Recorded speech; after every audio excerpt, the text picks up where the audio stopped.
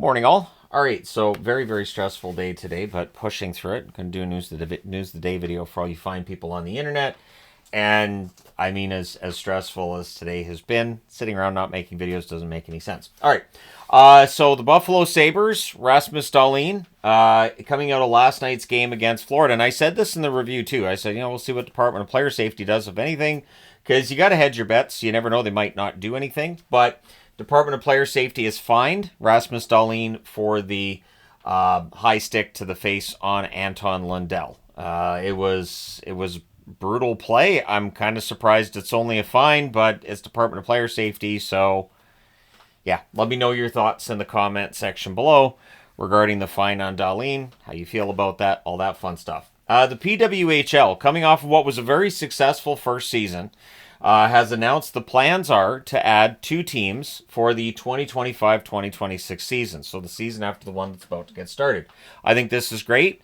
Just speaking personally, PWHL content performed pretty well this past year on the channel as well, so I will be covering PWHL when it gets going. Not like watching games, doing reviews like the NHL, but I will be covering things, in daily news videos like this, stuff like that.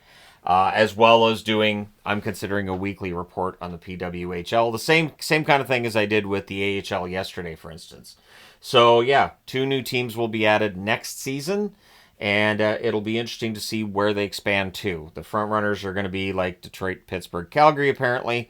Calgary had a team in the Canadian Women's Hockey League, of course. So we already know they can support a team.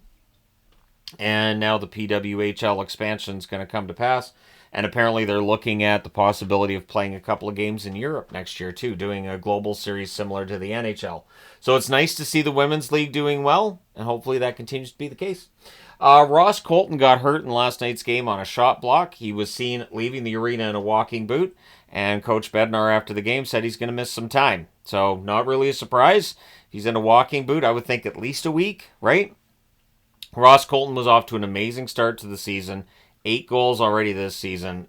Colorado, of course, loses that game last night against Chicago. And now the question has to be one of, so while Colton's out, who's going to fill in and score those goals? Yeah, it's a lot of injuries right now for the Colorado Avalanche. Speaking of injuries, Connor McDavid has returned to Edmonton, apparently, or is returning to Edmonton currently. And the plan is that he's going to get tested, and they're going to come up with some kind of timeline on how long he's going to be out. The team doesn't play until Thursday when they're playing in Nashville. So for the Edmonton Oilers, this is going to be a big test if they have to be without McDavid for an extended period. Just don't know. Don't know how long he's going to be out. Maybe it'll be a week. Maybe it'll be a month. Just no idea. But of course, for McDavid, it had been kind of a slow start for him statistically. And now the injury is going to get in the way of everything as well. So hopefully McDavid's not out that long. And we'll see how the Oilers do in his absence. When he's out, usually means Draisaitl is, the top guy, and Draisaitl has a chance to go out there and be the top guy. I think he excels with that. But again, the whole team is going to feel the loss of Connor McDavid. Fraser Minton has been activated by the Toronto Maple Leafs and sent down to the AHL, so he was on the non-roster list to start the season. There is a small cap benefit you get to getting somebody off of the injured reserve and sent down to the AHL. I think Puckpedia said it's like $77,000 under the cap they're saving. And it sounds like nothing, but over the whole season, it accrues, it builds up, all that fun stuff, and then at the trade deadline, you can make additions. So any dollars you can save during the season can accrue and add up, and you end up being able to make a move at the trade deadline. Brent Burns, this is a good story, and I'm just going to say if you want to go read Dan Murphy's recount of this, I can say that that's a good idea, because Dan Murphy relaying a story about Brent Burns. So the Carolina Hurricanes plane to go from Seattle to Vancouver breaks down. So they have to drive up, and Brent Burns, I guess, decides I'll order some McDonald's. And so he orders some McDonald's. They get to the Everett McDonald's, and he walks up to the restaurant. Restaurant's closed. It's locked because it's late at night. So you have to go through the drive-thru. Well, he doesn't have a car. And, the bus isn't going to, go through the drive-thru. So he tries to walk up to the drive-thru window. Well, you can't do that. So he had to go and find some random person in a car and get them to drive him through the drive-thru so he could pick up what is rumored to have been 100 cheeseburgers. I'm guessing that's for the whole team. I don't judge. I don't judge Brent Burns. I don't. If you needed 100 hamburgers in the middle of the night, who am I to judge? But he was asked about it by Dan Murphy, and he said no comment. And so it happened. There's no way this didn't. It's too good of a story. It is way too good of a story. Just imagining Brent Burns after midnight wandering up to somebody in a car. Can you drive me through the McDonald's drive-through here? It's a great story. It's fantastic. Needs to be one of those kids' books. You know, I used to do the reading of the 5-minute stories that were hockey related. I think that needs to be a 5-minute hockey story. Anyways, so yeah, Brent Burns needed a stranger's help. He gets his McDonald's food, which again, I'm assuming was for the whole team, but I mean, 100 hamburgers. I do remember back in the day when they were 49 cents each and they didn't have a limit.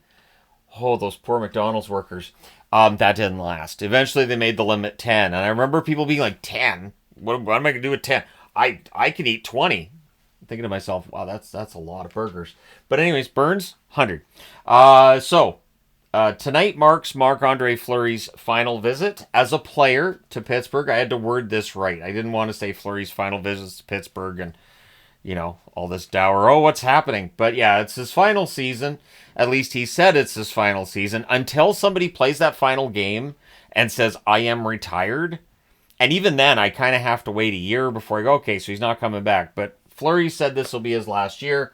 So tonight would be his final night in Pittsburgh in a hockey jersey, which is not a Pittsburgh jersey, of course, Minnesota jersey, where he has a chance to, you know, potentially go in and play against the Penguins. But either way, it's his last visit to Pittsburgh. Fleury, I do wonder, like, if Fleury decides to do the one-day contract and retire, I would not be surprised now if he does it with Pittsburgh.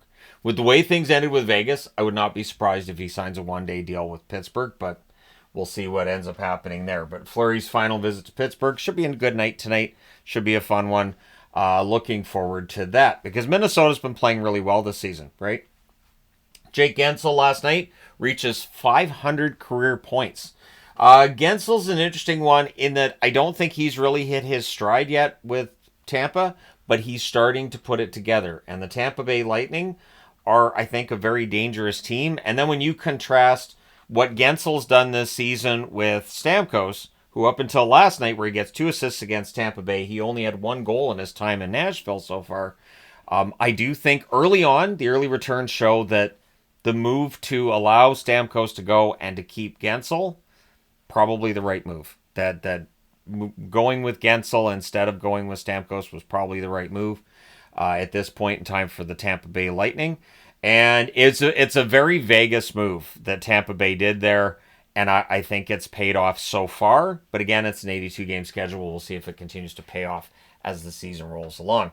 Pavel Novak, who was bought out of his NHL contract in Minnesota, right? He is signed now in the Czech League. So that was the rumor at the time, that it was a contract termination that was agreed upon and that he was going home to sign in the Czech League, and that is what he's done. So all the best to Pavel Novak as his hockey career continues. There is hockey outside the National Hockey League, and he has found it. So there you go. Let me know your thoughts in the comment section below. As always, don't forget to hit like and subscribe in the event you've not done so already. Thank you guys so much for all your support, especially on a day like today. It is greatly appreciated. I will talk to you again soon.